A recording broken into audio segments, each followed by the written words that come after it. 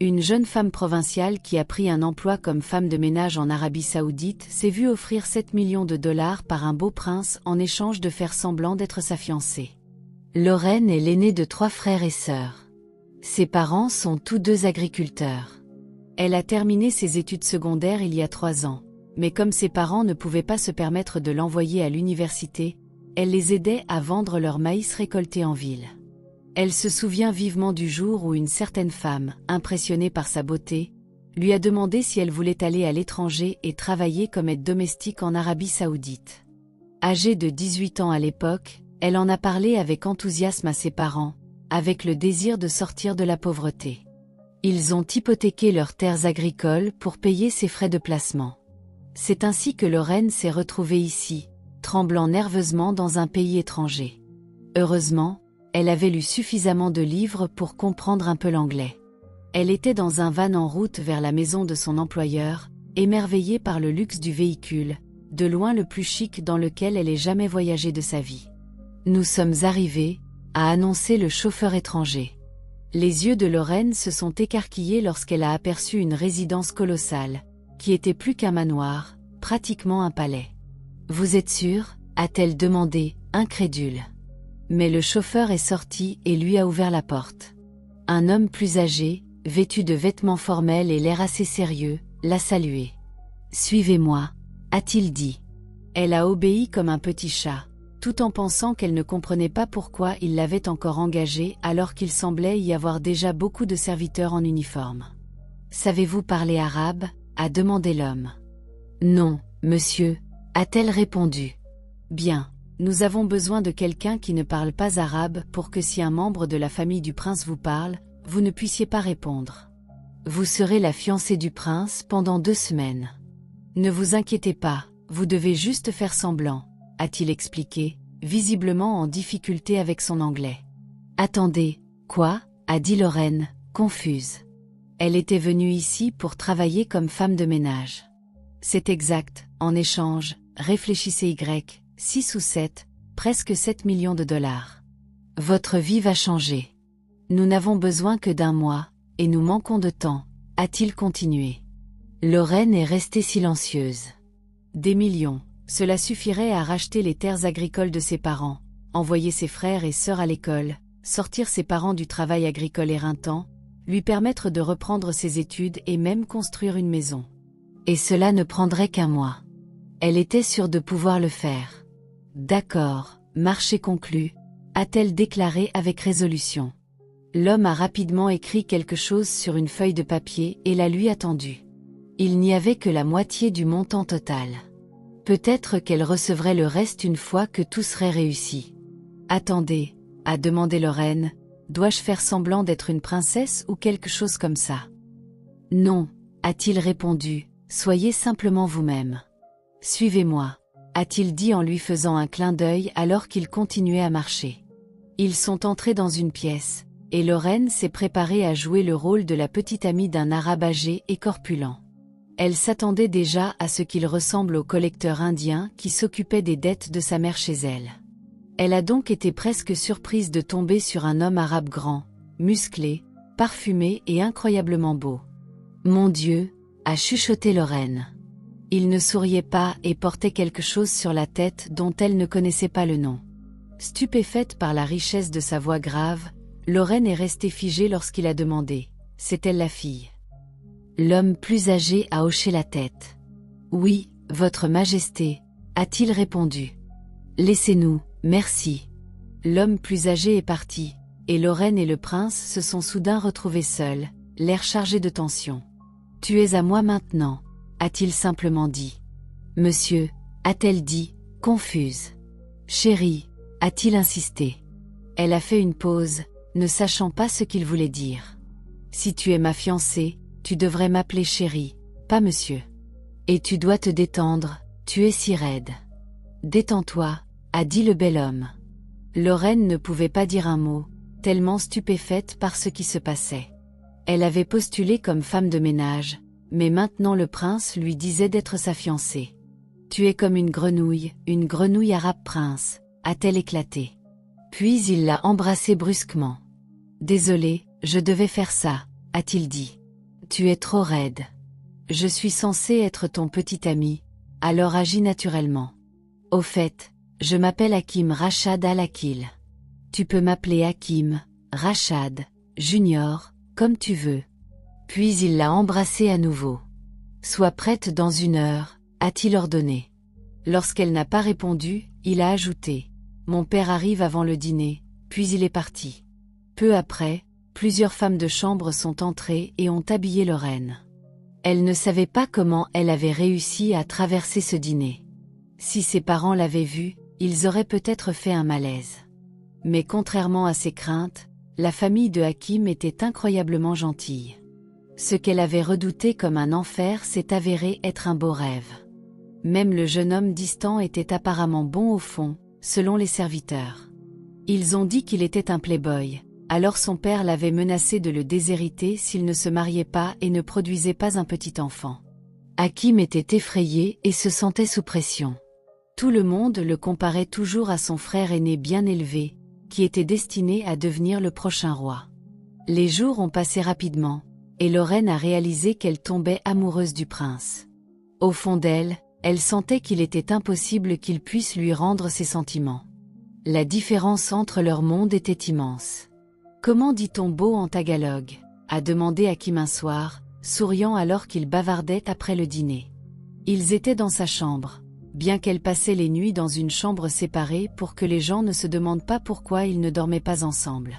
« Maganda, lui a-t-elle appris. »« D'accord, Maganda, a-t-il répété. »« Merci, a-t-elle dit avec un sourire. »« Attends, pourquoi as-tu dit merci ?»« Je demandais juste la traduction de beau.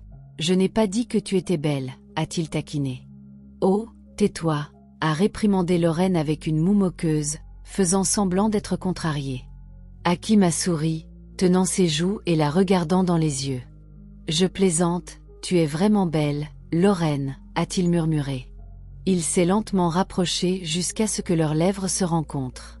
Le baiser a commencé doucement, mais est devenu plus profond et plus passionné. Elle n'a même pas remarqué qu'il l'avait déjà allongée sur le lit, puis s'est levée brièvement pour verrouiller la porte et éteindre les lumières. Il a embrassé son cou, puis est descendu vers sa poitrine. « Habibi » a-t-il chuchoté. Lorraine avait l'impression de flotter. Elle n'avait jamais imaginé que tout ce qu'elle avait lu dans les romans à l'eau de rose pouvait sembler si réel, et maintenant elle ressentait quelque chose de encore plus intense. Peu de temps après, leurs corps se sont unis. Lorraine a versé des larmes, car c'était sa première fois. Elle l'a entendu maugréer lorsqu'il a senti une barrière, puis il a embrassé les larmes de ses yeux. « Anna Abuki, Habibti » a-t-il murmuré. Elle voulait lui demander ce que cela signifiait, mais la vague de sensations l'a fait décider qu'elle le ferait plus tard, quand ils auraient fini. Il l'a attirée contre sa poitrine, et le sommeil l'a envahie sans qu'elle s'en rende compte. Lorraine s'est réveillée en souriant le lendemain matin, mais Hakim n'était pas à ses côtés. Elle a enfilé sa chemise et est sortie. Elle a entendu sa voix. Elle voulait lui faire une surprise, mais s'est figée lorsqu'elle a réalisé qu'il parlait à une autre femme. Qui était cette femme, et quel était son lien avec Hakim? Lorraine s'est retournée et est retournée dans sa chambre, sachant qu'il n'était pas dans sa nature d'espionner les conversations. Mais en s'éloignant, elle n'a pas pu s'empêcher d'entendre les derniers mots de Hakim à la femme mystérieuse au téléphone. « À plus tard, bébé », a-t-il dit. « Je t'aime », a répondu la femme avec affection, ce à quoi Hakim n'a pas répondu. Lorraine a ressenti une douleur lancinante. « Non, ne laisse pas ça te toucher », s'est-elle réprimandée. Peut-être qu'elle est juste sa cousine. Elle a pris une douche, chaque effleurement de sa peau lui rappelant les souvenirs vifs de la nuit dernière avec Hakim. Elle a délibérément choisi quelque chose d'un peu sexy juste pour lui, mais en descendant le grand escalier du manoir, elle l'a vu partir précipitamment, suivi de ses gardes du corps. « Quel gaspillage de parfums et de préparation !» a murmuré Lorraine. « Où va-t-il en si grande hâte ?» Pour se distraire, elle a ouvert les nouveaux vêtements et bijoux que la famille de Hakim lui avait offerts. Elle était émerveillée par les tenues élégantes et les pierres précieuses coûteuses, ce qui la faisait se sentir encore plus comme une princesse. « Waouh, cette bague seule doit valoir des milliers de dollars chez moi. Mes parents ne me croiraient pas si je leur disais. Ils penseraient que je rêve, s'est-elle exclamée. Elle a remarqué un tout nouveau téléphone posé sur la table de chevet. Qui aurait pensé que mon vieux chéri mobile serait remplacé par quelque chose d'aussi luxueux, a-t-elle murmuré en jouant avec. Je me demande quel est le numéro d'Hakim. Ce téléphone est complètement vide. Peut-être que je vais vérifier Facebook. Elle a tapé son nom, mais les résultats étaient tous des faux ou des utilisateurs aléatoires. Il est si compliqué, je ne peux même pas le trouver. Peut-être que je vais essayer Google, a-t-elle décidé. Elle a cherché le nom du prince et a trouvé plusieurs images de lui avec des femmes célèbres, dont on disait qu'elles étaient liées à lui. Mais une photo a retenu son attention. Hakim était avec une femme incroyablement belle, tenant sa main alors qu'il pressait ses lèvres contre son front. La femme avait l'air angélique. Le cœur de Lorraine s'est tordu de jalousie. Comparé à cette femme, elle n'était rien. Son teint, ses traits, son statut social. Lorraine se sentait comme un simple grain de sable sur la peau impeccable de cette femme. La douleur l'a rongée jusqu'à ce qu'elle s'endorme involontairement. Un coup à la porte l'a réveillée. « Madame, c'est l'heure du dîner », a appelé Bélène, une autre Philippine. « Oh, à tes Bélène, s'il te plaît, ne m'appelle pas madame, c'est gênant », a supplié Lorraine. « Mais tu es vraiment une madame maintenant, Lorraine. Tu devrais t'y habituer », a taquiné Bélène en souriant. « C'est déjà le soir. Hakim est-il rentré ?» a demandé Lorraine avec espoir. « Madame, Monsieur Hakim pourrait ne pas revenir. C'est sa routine, parfois il voyage sans prévenir, part à l'étranger pour des courses rapides », a expliqué Bélène. Lorraine n'a pas pu cacher sa déception. « Ne t'inquiète pas, Lorraine », a dit Bélène gentiment. « Il reviendra. Tu es la maîtresse de maison. Alors ne t'inquiète pas, la couronne est à toi. » À la table du dîner, Lorraine se sentait mal à l'aise de manger seule à une longue table remplie de nourriture. Elle perdait son appétit jusqu'à ce qu'elle ait une idée. Elle a invité les femmes de chambre à manger avec elle. Elles ont d'abord résisté, mais elle a insisté, alors le repas est devenu amusant et animé. Après le dîner, elle est allée dans la chambre de Hakim pour l'attendre. Elle a remarqué que la chambre semblait être la sienne depuis son enfance. Il y avait des figurines Transformers dans une grande vitrine. « Quelle chance j'ai », a-t-elle dit. « Je suis la fille d'agriculteur des Philippines, vivant ici dans un palais comme une princesse. Que ai-je fait pour mériter de telles bénédictions ?» Soudain, la porte s'est ouverte, et les gardes du corps de Hakim sont entrés, le portant inconscient à cause de l'alcool. « Que s'est-il passé ?» a demandé Lorraine, alarmée. Le prince Hakim a rencontré un ami et s'est énervé. Alors il s'est saoulé, madame, a répondu un garde du corps. Posez-le simplement, je m'occuperai de lui, a dit Lorraine.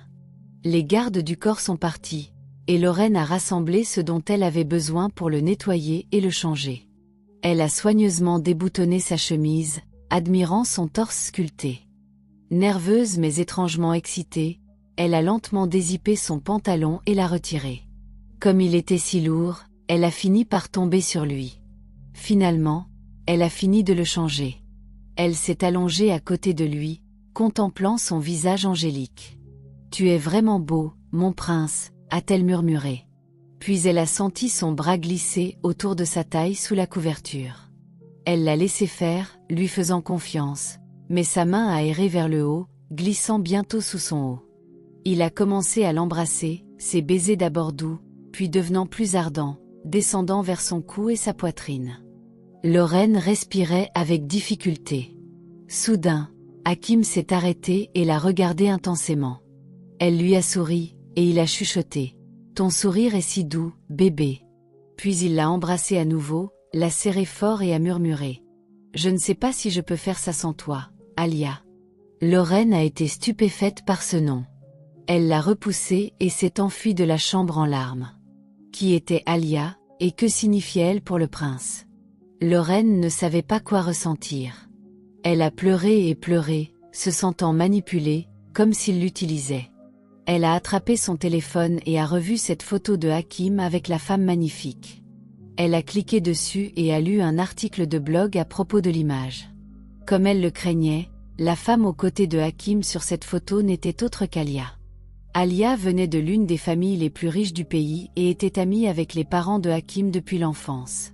Elle et Hakim avaient grandi ensemble. Leur famille avait convenu qu'ils devraient se marier. Mais cela ne s'était jamais produit parce qu'Alia voulait étudier la mode à l'étranger et ne prévoyait pas de se marier de sitôt. Malgré tout, ils étaient restés ensemble en couple malgré la distance. Hakim, sous la pression de sa famille pour se marier, lui avait proposé, mais elle avait refusé. Il avait été dévasté. À cause de cette déception amoureuse, il avait cédé au plan de son père. Son père l'avait menacé de lui retirer son héritage s'il ne se mariait pas avant d'avoir 30 ans. Avec seulement quelques mois restants, il avait accepté à contre-cœur d'épouser Lorraine. Maintenant qu'elle savait que Hakim ne l'aimait pas du tout, elle se sentait vide. Il lui avait déjà tout pris. Elle s'était vendue, alors comment pouvait-elle se plaindre ? Que diraient ses parents de sa folie ? Qui était assez fou pour penser qu'un prince tomberait vraiment amoureux d'elle, une simple fille d'agriculteur. Arrête de te plaindre, Lorraine, s'est-elle réprimandée. Tu t'es vendue à ces gens, tu n'as pas le droit de protester. Elle a pleuré jusqu'à ce qu'elle s'endorme. Elle s'est réveillée avec la chaleur des lèvres sur sa joue. Surprise, elle a ouvert les yeux pour voir Hakim si proche. « Bébé, qu'est-ce qui est arrivé à tes yeux ? Tu as pleuré ?» a-t-il demandé, remarquant à quel point ils étaient gonflés. « Je n'arrivais juste pas à dormir, et ne m'appelle pas bébé, je ne suis pas un bébé », a-t-elle rétorqué. Il a essayé de plaisanter avec elle, mais elle est allée directement à la salle de bain, a verrouillé la porte et l'a laissé frapper jusqu'à ce qu'il abandonne. Elle a fini de se laver et de s'habiller, et quand elle est sortie, il était parti, ce qui l'a blessée, mais elle a essayé de hausser les épaules. Après son petit déjeuner solitaire, elle a décidé de se détendre près de la piscine. Plus tard, elle est retournée dans sa chambre et a sorti le bikini le plus sexy et le plus brillant qu'elle possédait, espérant le taquiner. Elle est entrée dans sa chambre en portant de la crème solaire, la lui lançant. Il l'a ramassée et lui a fait signe de s'asseoir sur ses genoux. Il a étalé de la crème solaire sur son dos, jusqu'à ses fesses, savourant la douceur de sa peau porcelaine. Elle s'est retournée, enroulant ses jambes autour de lui, sa poitrine pressée contre la sienne. Au moment où il s'est penché pour embrasser son épaule, elle s'est brusquement levée, a attrapé sa couverture et est sortie, le laissant là, incrédule. « Donc je ne suis pas la seule à pouvoir partir », a plaisanté Lorraine en elle-même, se dirigeant vers l'extérieur pour nager. Quelques instants plus tard, Hakim est apparu en maillot de bain, ressemblant à un mannequin, ses abdos ciselés et son entrejambe impossible à ignorer. « Et, madame, tu baves », a-t-il taquiné, lui lançant une petite serviette. « Essuie-toi », a-t-il ri bruyamment. Elle a fait une grimace, le traitant d'arrogant dans ses pensées. Ils ont joué dans l'eau, se taquinant mutuellement, sans savoir que les parents de Hakim les observaient depuis la terrasse du 2e étage. « Je t'avais dit qu'elle était le bon choix pour notre fils », a commenté son père, satisfait. « Je préfère toujours Alia », a murmuré sa mère. « Je connais notre fils, il ne fera que blesser Lorraine parce qu'il est tellement amoureux d'Alia. »« Donnons-leur juste du temps, mon amour », a répondu le père. Plus tard, Lorraine est retournée à l'étage pour se doucher dans la chambre de Hakim, oubliant de verrouiller la porte. Elle se savonnait lorsqu'il est entré, inconscient de lui au début. Elle l'a laissé regarder sa silhouette. Il s'est alors approché, lui prenant doucement la taille et l'embrassant le long de ses épaules, son dos, de plus en plus bas. Avant que cela n'aille trop loin, Lorraine a pris son visage et a demandé « Qui est Alia ?»« Alia » a-t-il répété nerveusement. « Une amie » a-t-il finalement répondu. « Juste une amie, rien de plus. » Lorraine a insisté. Il a hésité. « Allez, dis-moi honnêtement. Je peux tout accepter si c'est la vérité. »« Je n'aime pas les secrets et les mensonges », a-t-elle dit, les yeux remplis de larmes. « D'accord, mais d'abord essuie tes larmes. »« Je déteste voir une femme pleurer à cause de moi », a-t-il dit, les essuyant de ses joues. « Alia est très spéciale. Nous avons grandi ensemble. Nous avons ri et pleuré ensemble. Nous avons promis de nous marier, mais elle a lâché prise. Elle a choisi son rêve plutôt que moi, voulant être indépendante, et j'ai respecté cela. Nous avons rompu, mais je suis prêt à l'oublier maintenant, à te donner une chance de me faire retomber amoureux. Il l'a embrassée doucement. Les larmes aux yeux, Lorraine lui a rendu son baiser. Il est devenu plus fervent sous le jet d'eau chaude. Ensuite, ils se sont séchés et habillés. Nous avons un dîner avec mes cousins et tantes pour annoncer la date de notre mariage, a dit Hakim. Elle s'est inquiétée de ce qu'elle devait porter, voulant que ses proches l'apprécient. Tu serais toujours magnifique même sans te préparer, a-t-il taquiné, la faisant rougir. Elle a enfilé une robe simple mais flatteuse, de couleur bleu royal. Bien qu'elle mesure 1,73 mètres, elle se sentait petite parmi les cousins grands de Hakim, mais elle a fait de son mieux pour suivre. Il l'a guidée dans le grand escalier, où ses cousins, beaux et magnifiques, leur ont réservé un accueil chaleureux, les acclamant comme s'il avait gagné à la loterie. Les paumes de Lorraine étaient froides de nervosité. « Ce ne sont que mes cousins, n'aie pas peur, ils sont sympathiques », a chuchoté Hakim, sentant son anxiété. Lorraine a pris une profonde inspiration, s'est dit où aller et a forcé un large sourire. Une par une, les cousines l'ont embrassée sur la joue, l'accueillant chaleureusement. Ils sont allés à la véranda du manoir pour le dîner. Lorraine était éblouie par la décoration somptueuse, les lumières et les serveurs en uniforme. Ce n'était pas un simple repas. Bien que beaucoup de proches de Hakim sachent qu'elle venait des Philippines, ils l'ont accueillie chaleureusement comme si elle faisait partie de la famille. Ensuite, ils ont organisé une mini-célébration avec des chants et des danses. Les pieds de Lorraine lui faisaient mal à cause des talons hauts, mais elle a à peine mangé, se sentant timide. Assise à l'écart, elle a remarqué une sensation étrange, comme si quelqu'un la regardait. Elle a regardé autour d'elle et a repéré une silhouette haute dans l'ombre.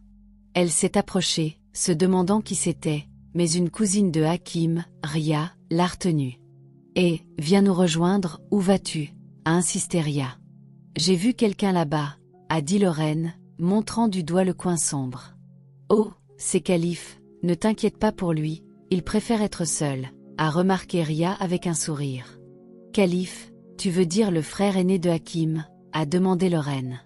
Ria a hoché la tête. Avant que Lorraine ne puisse poser plus de questions, Hakim lui a pris le bras. « Eh, sœur, arrête de l'interroger » a-t-il dit, puis à Lorraine, il a ajouté enjoué. « Il est temps de faire quelque chose d'amusant à l'étage » en lui faisant un clin d'œil. Ria a roulé des yeux, secouant la tête, mais les a laissés partir. À l'intérieur, quelqu'un leur a barré le chemin. Alia, portant une tenue minuscule qui révélait ses longues jambes claires, ses cheveux brillants, son visage radieux avec un maquillage expert.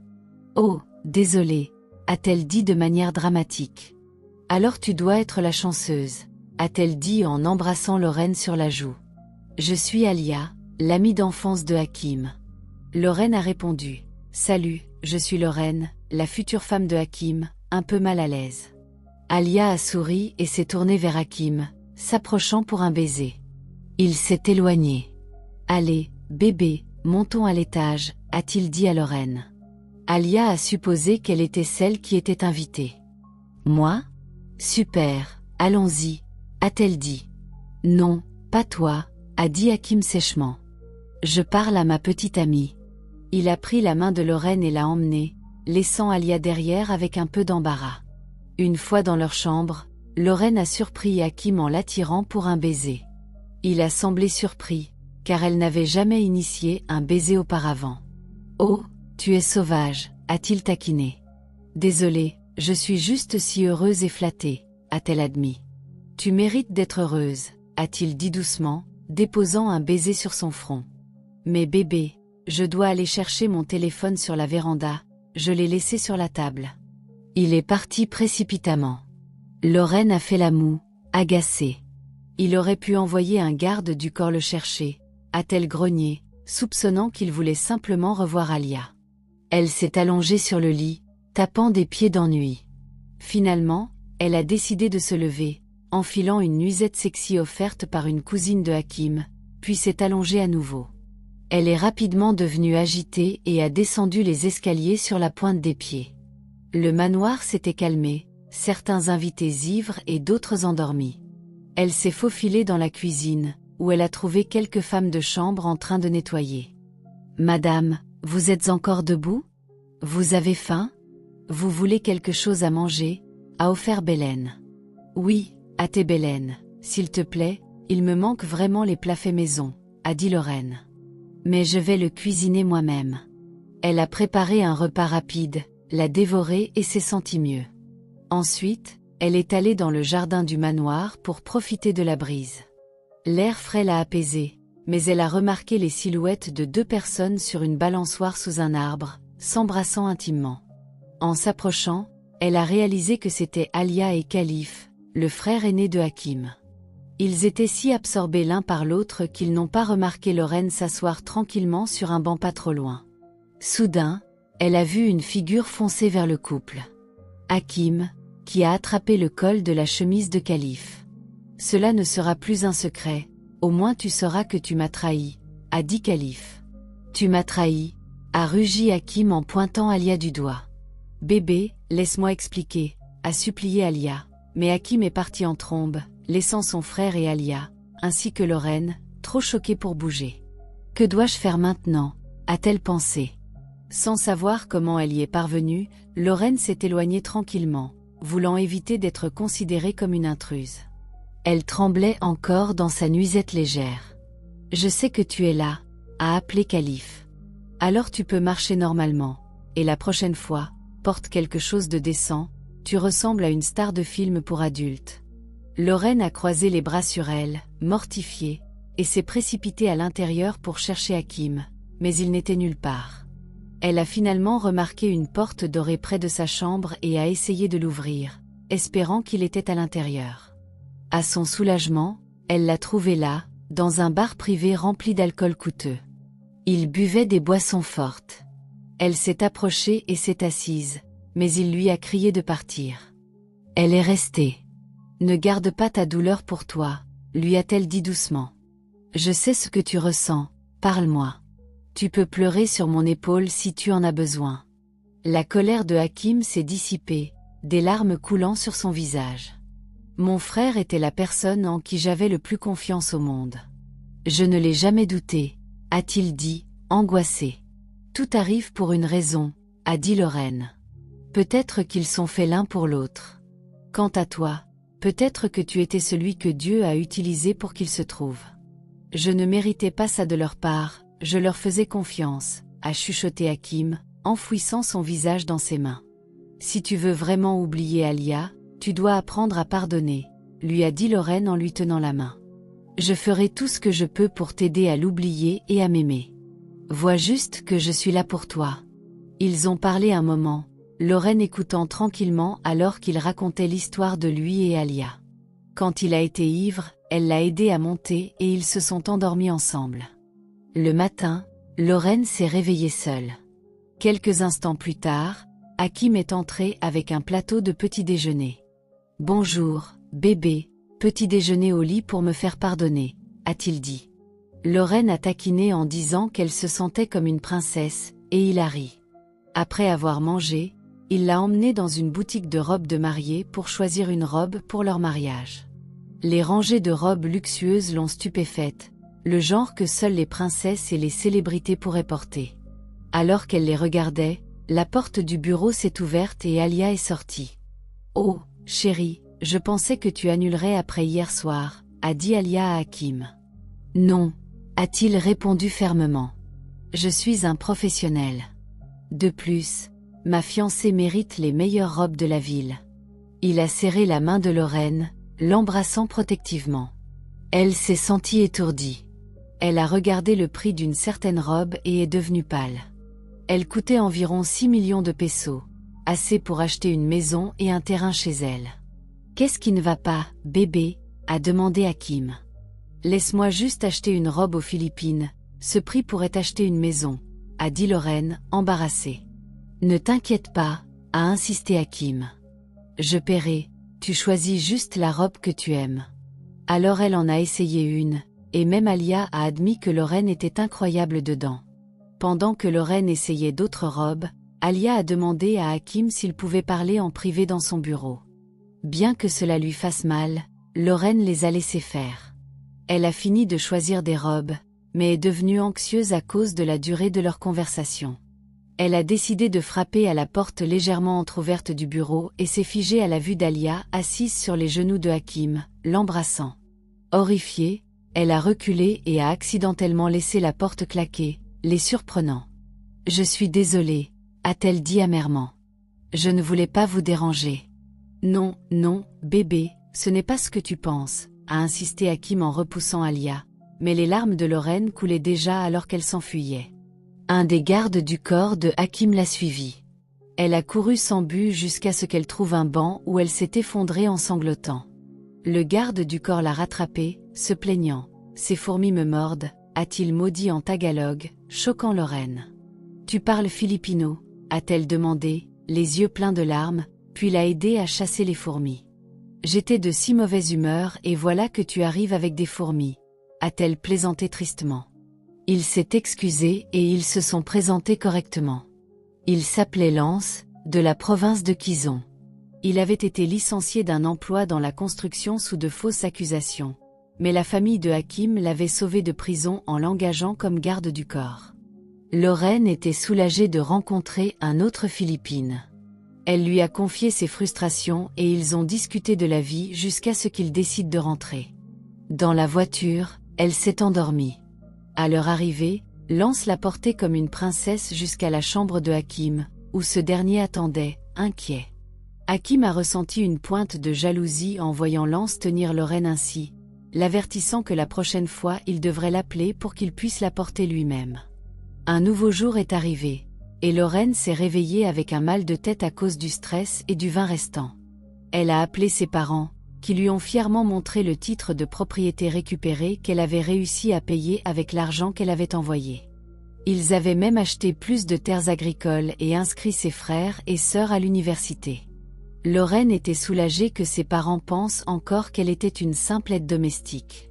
Après l'appel, Lance a frappé à la porte, lui rappelant de déjeuner avant de sortir. Elle a demandé où ils allaient et si Hakim viendrait. Lance a dit non, expliquant que Hakim lui avait dit de l'emmener quelque part. Il s'est avéré que Hakim avait organisé une visite dans un spa pour qu'elle se détende. Elle a insisté pour ne pas avoir besoin de ce traitement luxueux, mais le personnel l'a convaincue. Ils l'ont massée, gommée et embellie. Le soir tombait quand ils ont fini. Ils l'ont habillée dans une robe jaune à fleurs et lui ont montré le miroir. Elle se reconnaissait à peine.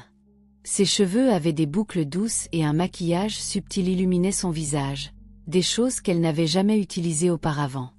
Un énorme merci à tous mes abonnés pour votre soutien et votre patience. J'espère que l'histoire vous plaît jusqu'ici. Si vous avez aimé l'épisode 1, n'hésitez pas à me le dire en commentaire. Vos retours me motivent énormément et m'aident à améliorer la suite. À très vite pour la prochaine aventure.